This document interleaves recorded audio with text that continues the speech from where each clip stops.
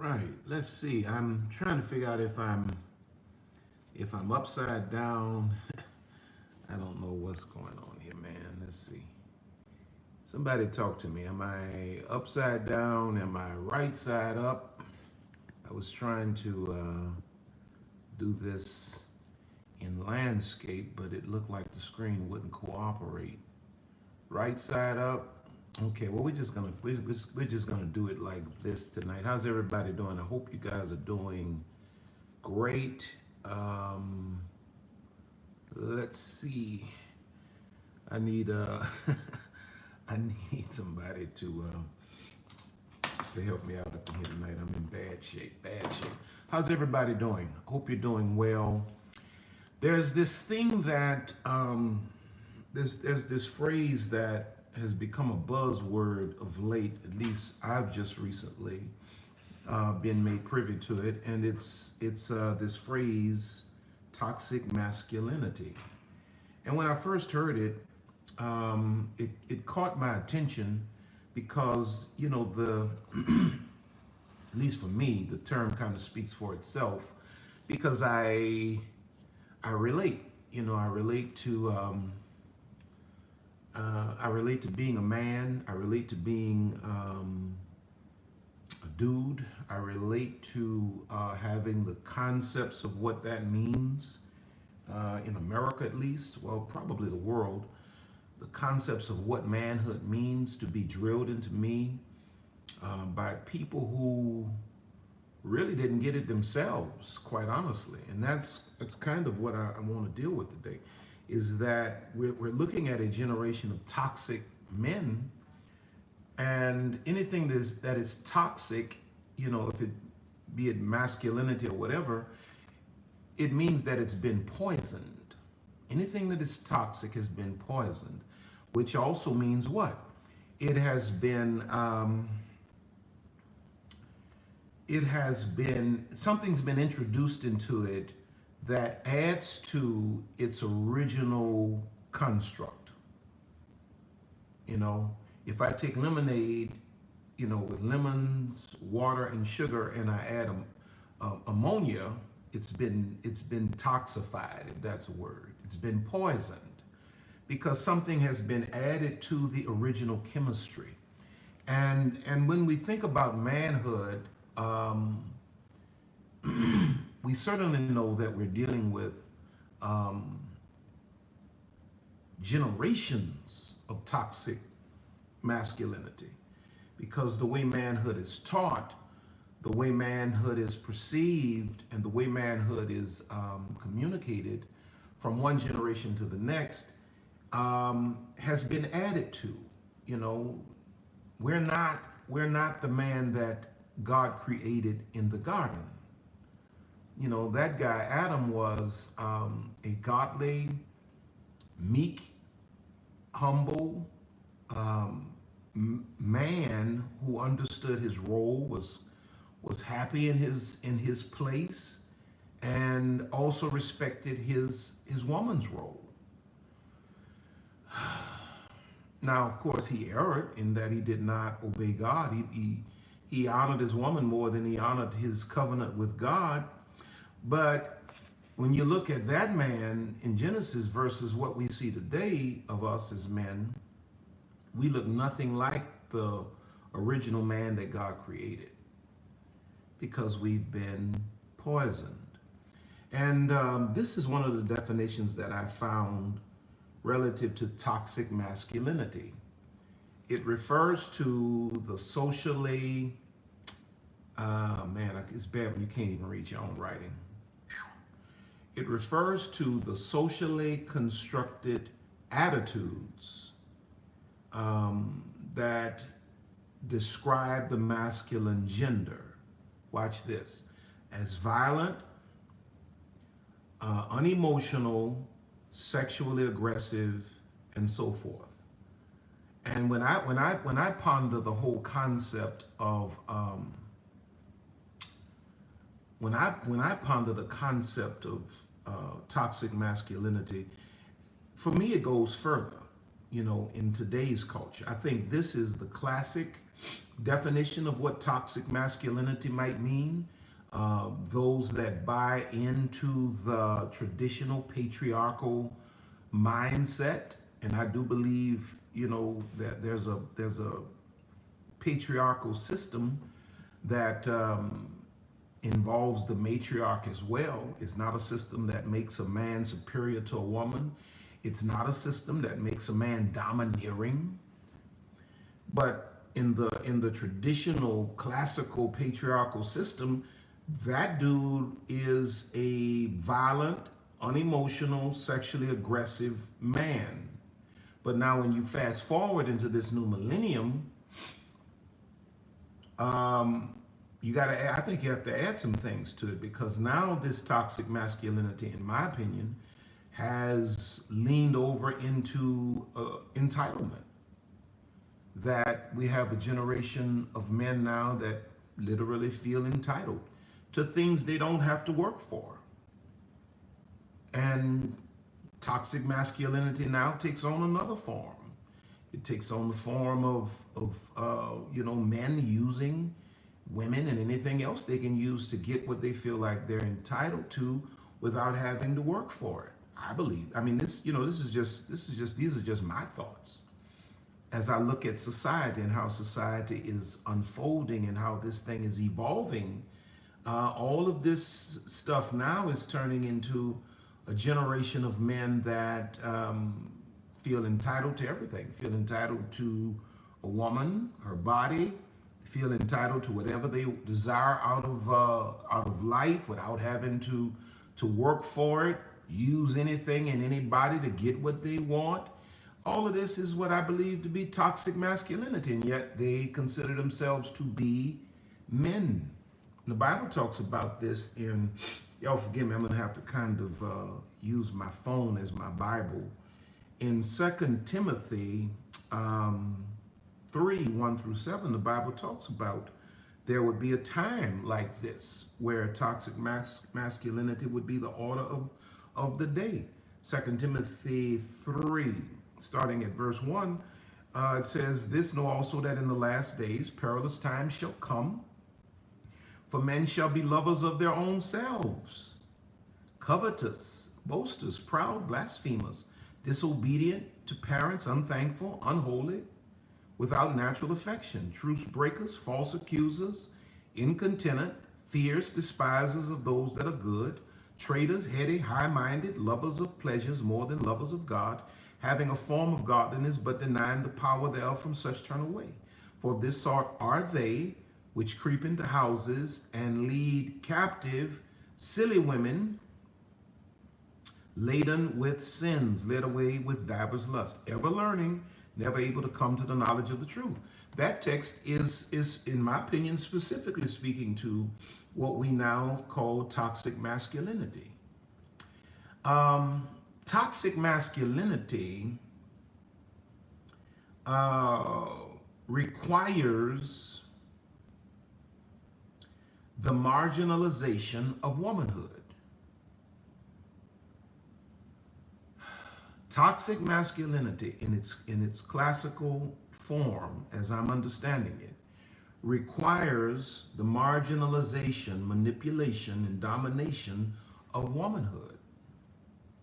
Any man that cannot view a woman as his equal in society, in church, in corporate America, is struggling with his own masculinity. His masculinity is challenged.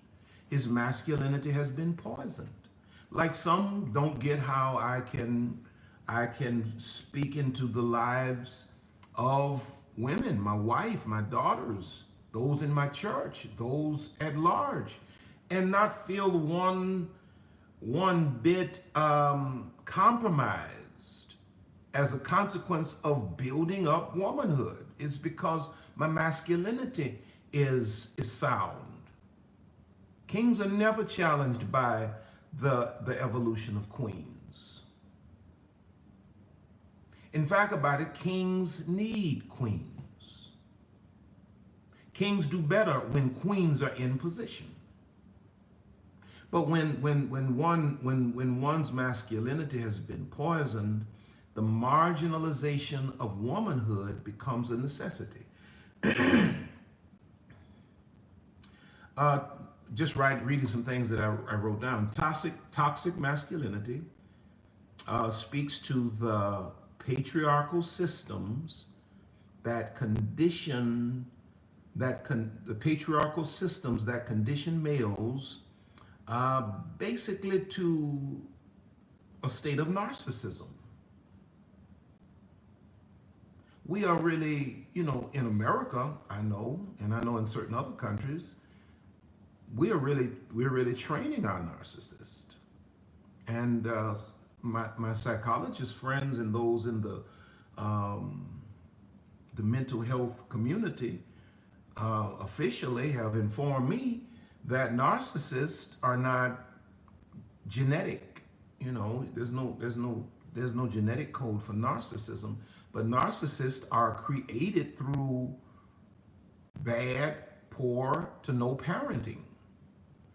And so when you bring a male child into a warped system, that system poisons the child's concepts of who he is, what he is, especially when that system builds into his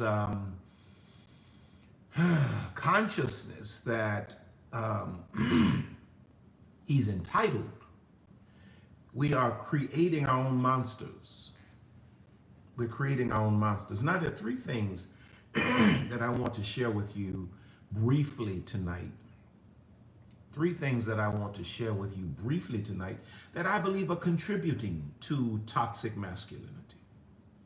Number one, I believe this thing that I've been talking about, the father wound, is contributing to the rise of toxic masculinity. And what is the father wound? It is when a father is not present in the life of a child, be it a boy child or a girl child, and that child has to develop without the deposits that the father was intended to make into the life of the child.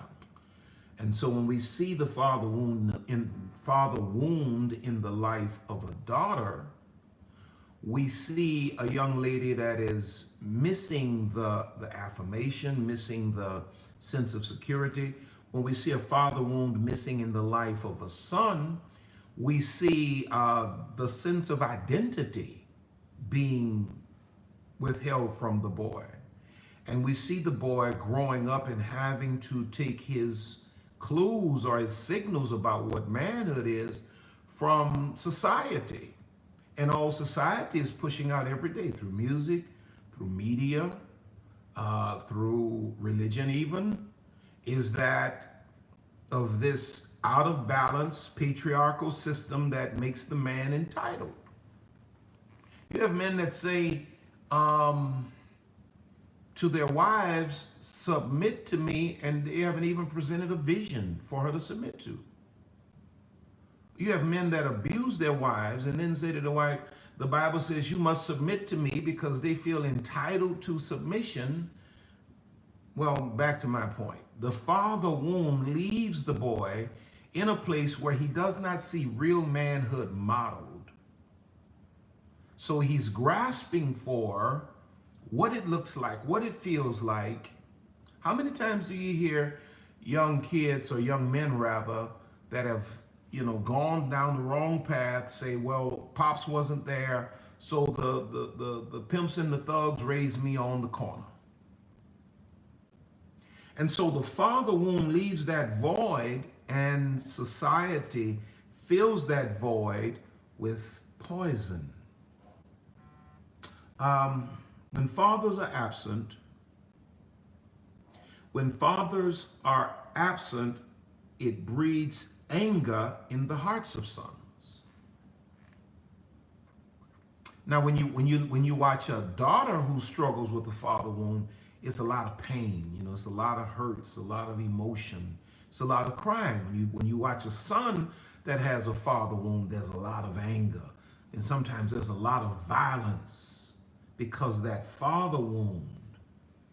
Now, this is why when you go back to the definition, it talks about how toxic masculinity refers to the socially constructed attitudes that describe the masculine gender as violent and unemotional. When a father's not been present in the life of a son, he finds his manhood in his fist, and he wraps himself in a cloak of what's the word I'm looking for? Calloused emotion, where nothing moves him. You cannot read him. He lives with a perpetual poker face. And we find a biblical reference to the father wound and how it creates, or how it created toxic masculinity in Genesis 37, verses 3 through 5. Should I go there and read it, or should I just tell you? Let me go there and read it. Genesis chapter 37, verses 3 through 5. Let's see if I can get there. Just be patient with me. Genesis chapter, it takes longer to get to a text on a phone than it does with a real Bible, for me at least. Let's see, Genesis 37, 3 through 5. Now Israel, listen to this very carefully. Now Israel loved Joseph more than all his children, because he was the son of his old age. And he made him a coat of many colors. He loved, now listen to the text very carefully. It says he loved Joseph more than all his children, his other sons. And when his brethren saw that their father loved him more than all his brethren, they hated their brother and could not speak peaceably unto him. And Joseph dreamed a dream, and he told it his brethren, and they hated him even the more.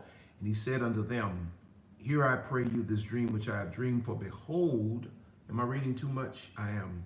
For behold, we were binding, I'll stop there. The point is, because of the father wound, because the father was emotionally unavailable to his other sons and made an obvious deposit of his affections into one son, it generated a hatred. And you read the full context, you discover it generated a violence. Even the spirit of murder arose towards their younger brother Joseph. Because of the father wound, this toxic masculinity of violence took over a family. Now, you'd be amazed at how many men define themselves by their ability to fight.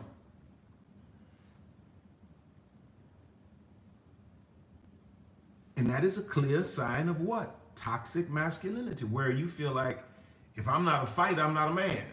Or, you know, that sexually aggressive thing, where if I'm not overtly and ungodly in terms of my sexuality, I'm not a man. To be a man means I have to do X, Y, Z. Toxic masculinity. I don't want to get off point. The father wound feeds toxic masculinity. You know, like my son, I have one son, I have 4 kids, 3 girls, 1 boy. I have intentionally taught my son the same principles that I taught my daughters. I don't want my son running around here. He's in college now. I don't want my son running around here having sex with all kinds of women and breaking women's hearts. I taught my son the principles, the same principles that I taught my daughter, I taught my son. And to my knowledge, he's practicing them in college. Because I didn't want my son growing up with this false concept of masculinity like I did, that a man is determined by his loins, but he had to have a father to teach him that. If I wasn't here to teach him, he would probably be just like the average young man that's led by the images he sees on television or the messages he gets in music. I teach my son that it's a cool thing if you're a virgin when you get married. I wasn't. Nowhere near it. But I wish I had the chance to do it over again, because I was everything that my father was traveling and moving, and so I was, listening to the word on the street, and everything I heard on the street was You ain't no man unless you're doing it like this. Number two, now this gets a little testy right here. This gets a little testy right here. Y'all stay with me now, because I know most of you that watch me are females. So stay with me. Stay with me. The second thing I see that feeds into toxic masculinity is what we'll call the mother's impact. The mother's impact on the son or on the sons. Now, what do I mean by that? When I look at this generation of men today, this generation of young men today, a lot of them are toxic because they are overly mothered.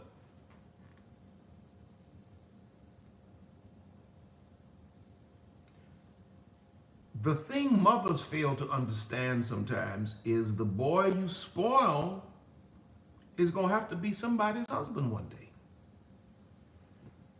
And while you have a grown man in your house, on the couch, out of high school, doesn't want to go to college, doesn't want a job, sitting around your house, eating cereal out of a mixing bowl, and you going to work, taking care of a grown boy, at some point, somebody gonna think that that's a husband. And all you're gonna be passing off to them is your version of a broken generation of manhood. He's gonna feel entitled. He's not gonna have a real grasp on what it means to actually be a man because he's been mamaed to death. And this usually happens, it usually happens with single mothers, that because you had a son by a man that proved to be less than a man, that there's probably a subconscious sense of guilt on the inside that makes your heart bleed for your son. And sometimes you find yourself more strict and stern with your son than you are with your daughter. Or you're more stern with your daughter than you are with your son. You find yourself pampering your son while you got your daughter doing hard time. And it's because subconsciously there's something in you many times that I believe feels guilty about having a son whose daddy was not a man. And so you feel the way to compensate for that, what you might view as an injustice, though as I was saying to some people earlier today, you can't really carry a spirit of guilt about the relational decisions you made back then. You worked with the level of consciousness that you had. You functioned with the level of knowledge that you possessed, and you made some mistakes. And so if you knew better then, you would have done better. But a lot of single mothers carry that, and you feel like the way to compensate for that injustice is to baby a man, not understanding that you just kind of like feeding sugar to cancer. And what they tell me, what the medical professionals tell me, is that the worst thing in the world you can consume if you're struggling with cancer is sugar. The cancer cells just feed on sugar. And so when a mother looks and she says, "Oh, my boy doesn't have a daddy, and I can see he's struggling," and so now she feels like the answer to this is to just baby him, stroke him, give him a lot of sugar, and all that's doing is making it worse. So I believe these are just my thoughts now. None of this is actually, these are just my thoughts. You don't have to agree with me. But I believe that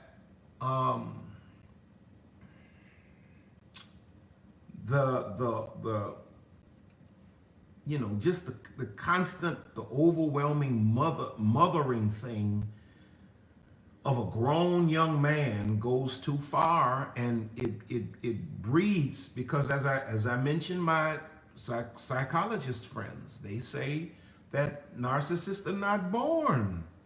They are bred by parents. And so when a mother takes a boy and she makes him the center of the universe and the whole world revolves around you, and she feeds that from infancy, toddler, you know, elementary school, junior high school, you still running down the halls telling the people about what your son won't do, and I know my baby didn't do this. This is an 18, 17, 18-year-old person beginning to shave. And you talking about my baby and all this. You baby, you don't want to go to college. You ain't got mama gonna take care of you. What you've bred is you've bred a person who feels like, who's been trained by you to believe that I'm the center of the universe. The whole world revolves around me. Watch this. When I say I want something, the world has to give it to me. And so the muscle of empathy has not been exercised. And so now watch this. When you have to turn this young man loose into the world, he doesn't know how to consider other people. He doesn't know how to sacrifice. He doesn't know how to compromise because mama never trained him to do so. Mama trained him that the world revolves around me. And so now what you've done is you've raised up your own little narcissist. And then watch this. Sometimes it's not only single mothers. Sometimes you have fathers who are in the home trying to do their job, and yet you still have mamas that won't get out the way. And father trying to make a man of this young boy, and mama going behind daddy, compromising everything daddy's laid down.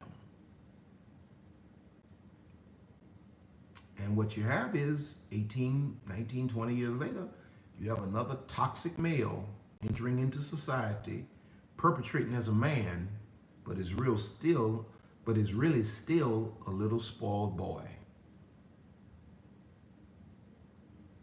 And you know, my suggestion, and I'm almost done, to mothers, to single mothers, is have an intentional sense of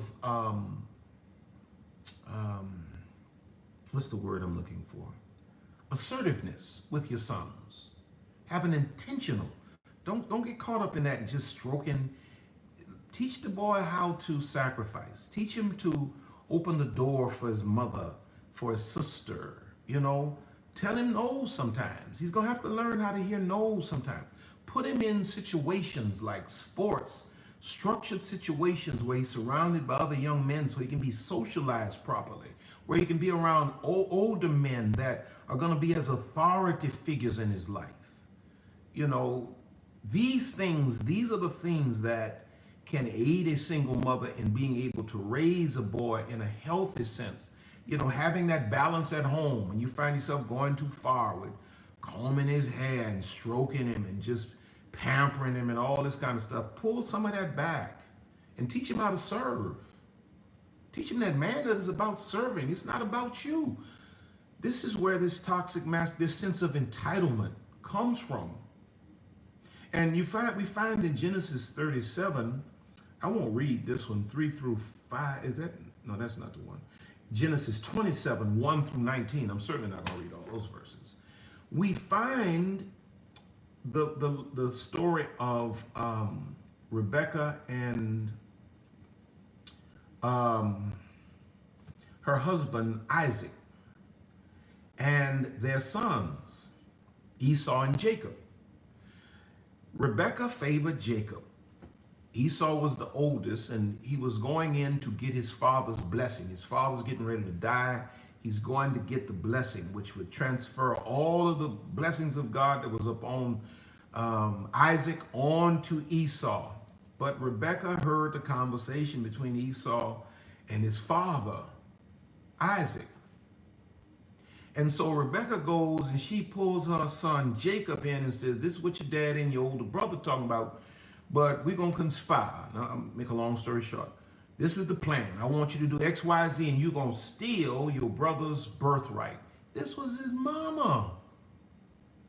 This was his mama working against the father, working against the family structure.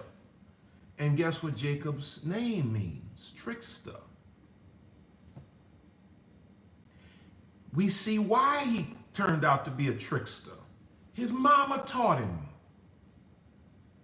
You'll be amazed at how women feed into toxic masculinity. Every time, okay, I know some of y'all might unsubscribe to me on this one, but I got to tell you.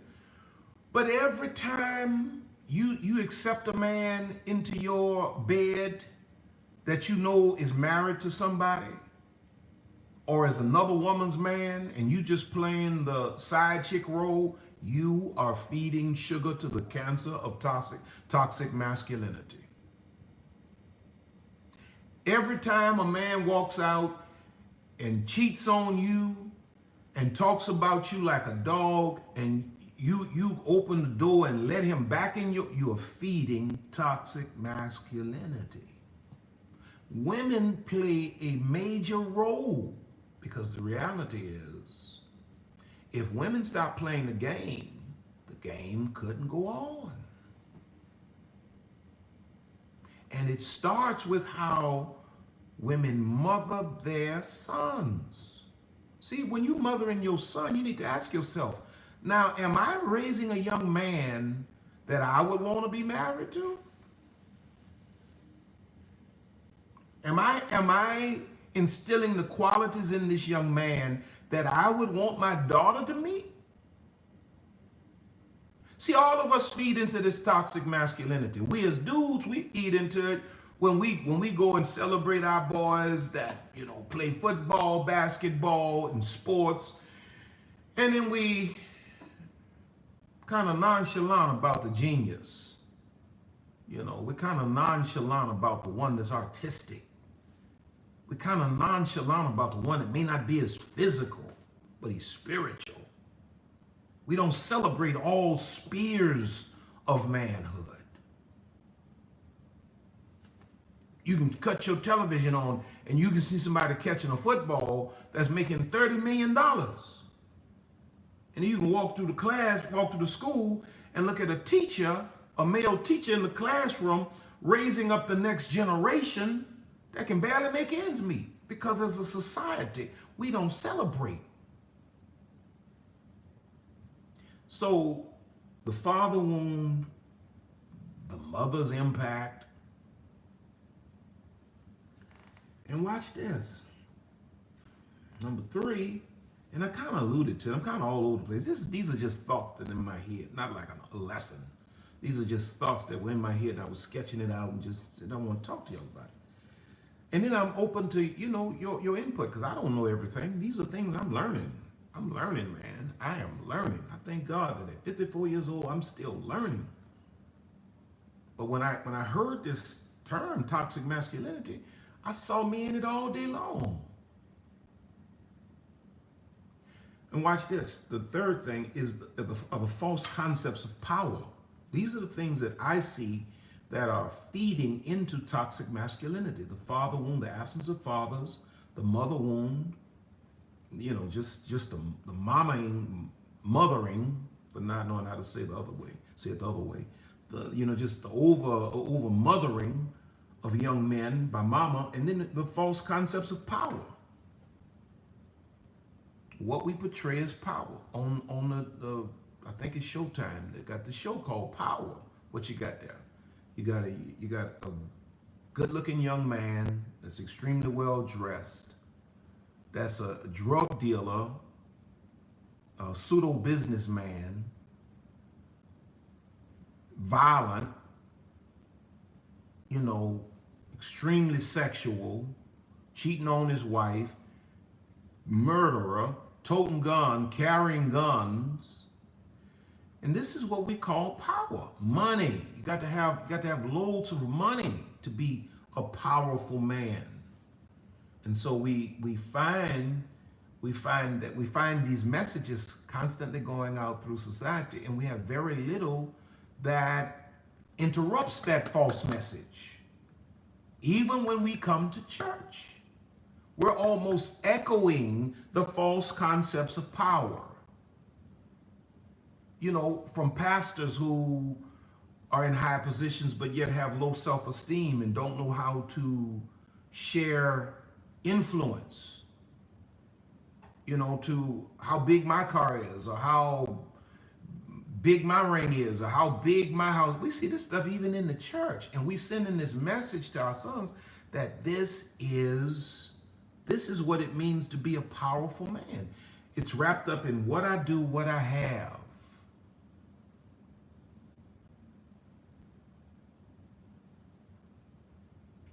And see, we have to begin to teach. We have to begin to teach our sons in an opposite direction from early on. We can't let our boys grow up in a world believing that I'm only a man to the extent of my bank account, because there are gonna be some days that your bank account gonna be empty. Does that mean you're not a man? Or I'm only a man to the extent that I can attract females. There may be some seasons where you can't get no woman. Does that mean you're not a man? I'm only a man to the extent that I can use these. That puts you in jail like an animal. So the false concepts of manhood. And when I thought about these false concepts of manhood, I asked myself the question, you know, because I'm thinking now. So since I know these to be false concepts of manhood, who is the most powerful man that I have knowledge of? And the answer came back: Jesus Christ.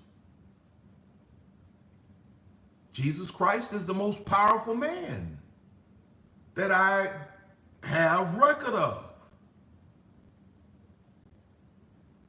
Watch this.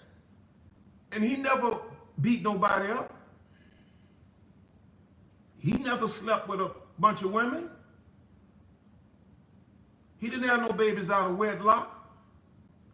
He wasn't flashing his resources and his money.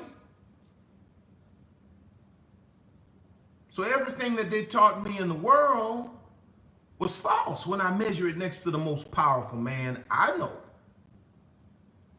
And listen to what Jesus says.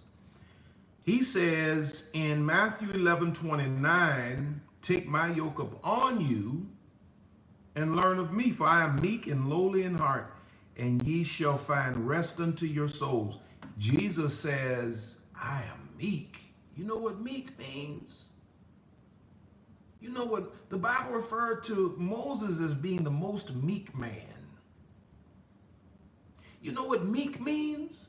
Meek means that as a man, he had all power, but he had it under control. A man is not one that demonstrates and displays his power. A man is one that can have all of these things and yet keep it under control. Boy, when I learned that lesson, that just because I have some money don't mean I'm supposed to go around and flash it and, you know, make you feel small because you don't have as much. Just because I have power and I can twist your life up in a knot and make things difficult for you doesn't mean I'm supposed to do that. When you start getting into meekness, now you're really getting into the heart of what real manhood is. Toxic manhood has to be on display. But pure manhood is a force and a power within the man that is contained in the container of meekness. And so, you know, I was just thinking about it, y'all, because I think it's an interesting subject. I think it's an interesting subject. Now, I'm out of here. I'm out of here. I love you all. Appreciate you so much. I want to say to you all in Atlanta, I'm on my way there. We'll be there in about 2 weeks. And I'm so excited about our time that we're going to have together. Fact about it, I'm sitting here now. I put my little scribble scratch inside of one of the notepads that you guys are going to get that will be with us in Queenology in Atlanta. Those of you over in Las Vegas, we're going to be there in April, and that event is just about sold out. I thank God for that. Now, when that one sells out, then I'm going to choose another city. But that city will be after June, after our major conference in the city of New Orleans. So I thank God for you all. You all really support me, and I appreciate it with all of my heart. I don't have to do no song and dance. I just thank God for you all. It means the world to me. Don't forget to stop by my store, rcblakes.com. My online program, Transcending the Father Wound, is available there. You can also get to my books on Amazon, as well as you can get to my online store through my website. If you desire to have, some of you have Queenology, you have Father-Daughter Talk, and you want the workbooks. Well, the workbooks are not on Amazon. The workbooks are on my personal store, which is, if you want to go directly, it's rcblakesstore.com, but you can get there by way of my website. And when you go to the website, make certain that you sign up for my mailing list so that you'll know everything that's going on, everything that's happening with me. I'm trying to do a better job of communicating in 2019. All right, is there anything I'm missing? Hey, if this is your kind of thing, subscribe, like, leave your comments, all of that kind of thing, just help me to just improve what we're doing here on this platform on YouTube. Let me pray for you before I let you go tonight. Father, I thank you for just the thoughts that you've given me concerning this subject. And I know, Father, for many, it's probably been just a real sensitive area of discussion tonight, because some are struggling with this here, dealing with husbands, or dealing with significant others, or even sons that have become toxic and they don't know what to do. God, I thank you for giving peace and rest and wisdom and counsel, God, internal counsel that will lead every person that is struggling to a place of peace. And dear God, there may be even some men that are struggling and know they're struggling and want to be better, want to do better. The question is asked, can a man change? God, I know a man can change because you changed my heart and my life. And so we give you praise and we give you glory for these things in Jesus' name. Amen. All right. I'm done. I think that's it. Thank you for hanging out with me tonight. I really, really, really appreciate it. God bless you. And I will talk to you all real soon. God bless you now.